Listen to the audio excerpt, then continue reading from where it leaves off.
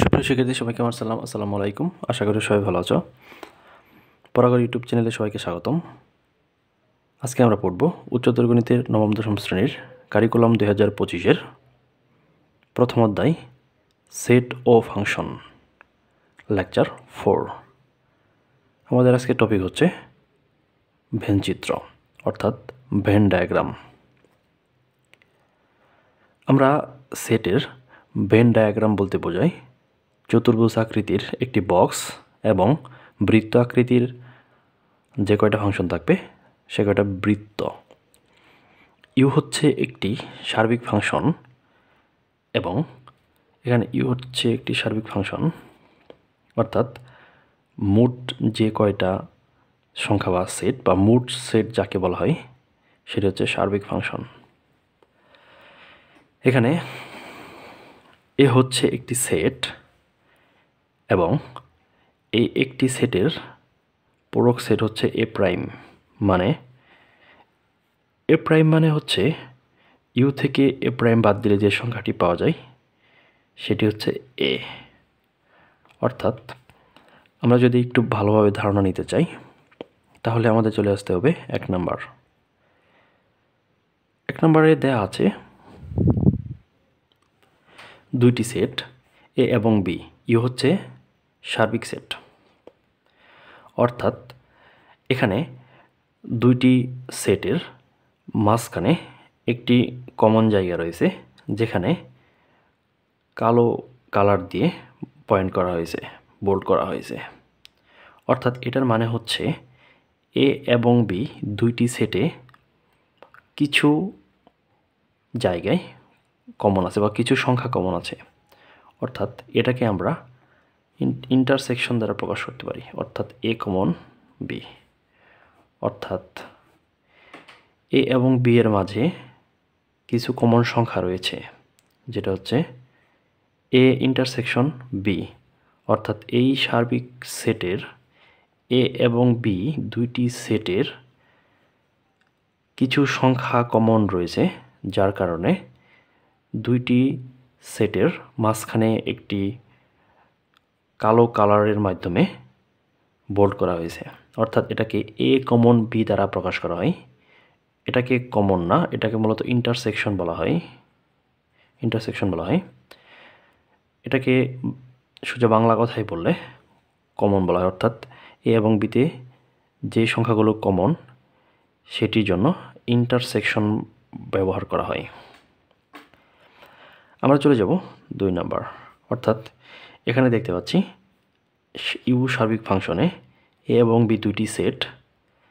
এ set এবং B সেটকে পুরোটাই বোল্ড করা হয়েছে। অর্থাৎ এর মানে হচ্ছে এ এবং বিতে অনেকগুলোই ওয়ার্ড কমন রয়েছে, মানে এ ইউনিয়ন বি। অর্থাৎ এখানে A union B common uncommon সবই বোঝানো হয়েছে। অর্থাৎ ইউ সার্বিক ফাংশনের বা সার্বিক সেটের এ এবং বি সেটের বা দুইটি সেটের সবগুলোই কমন রয়েছে বা কমন আনকমন সবগুলোই বোঝানো হয়েছে। এটাকে ইউনিয়ন দ্বারা প্রকাশ করা হয়। আর এটা হচ্ছে ইন্টারসেকশন। আচ্ছা, আমরা দুইটি উদাহরণের মাধ্যমে বুঝে নেব। এখানে এ নাম্বারে ইউ সার্বিক ফাংশনে 20 নামের একটি সংখ্যা রয়েছে এবং এতে রয়েছে 10টি, বিতে রয়েছে 7টি। অর্থাৎ দুজনের কমন রয়েছে 2টি। অর্থাৎ ইউ হচ্ছে সার্বিক ফাংশন 20টি। এখানে আমরা এ এবং বি এর জন্য দুইটি ডায়াগ্রাম আঁকব। এখানে যেহেতু 2 কমন রয়েছে তাই কমনের জন্য বোল্ড আকারের কিছু জায়গা রাখবো। অর্থাৎ এ কমন বি, অর্থাৎ দুইজনের মাঝখানে 2 কমন রয়েছে তাই 2 বসিয়ে দেব। এটা হচ্ছে এ, এটা হচ্ছে বি। এখন যেহেতু দুইজনের মাঝখানে 2 কমন রয়েছে তাই এ এর 10টি থেকে 2টি বাদ দিতে হবে। অর্থাৎ এ এর জন্য 10 বিয়োগ 2 অর্থাৎ 8, এখানে 8 বসবে। এবং বি এর জন্য দুইটি যেহেতু কমন রয়েছে তাই এখানে 7 থেকে বি এর জন্য 7 থেকে 2 বাদ দিতে হবে, 5 বসবে অর্থাৎ 5 বসলো। এখন আমাদের এখানে মোট হিসাব করতে হবে 8 2 10 5 15 এবং 20 থেকে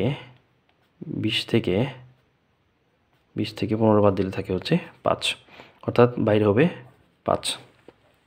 এর মানে হচ্ছে এই দুইটার মধ্যে 5 জনের কোনোটাই নেই, তাই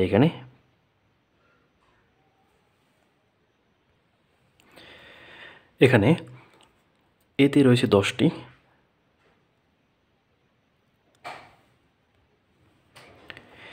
এ বর্ডারে এই গোলাকার চিহ্নে 8 + 2 10টি এবং বিতে রয়েছে 7টি।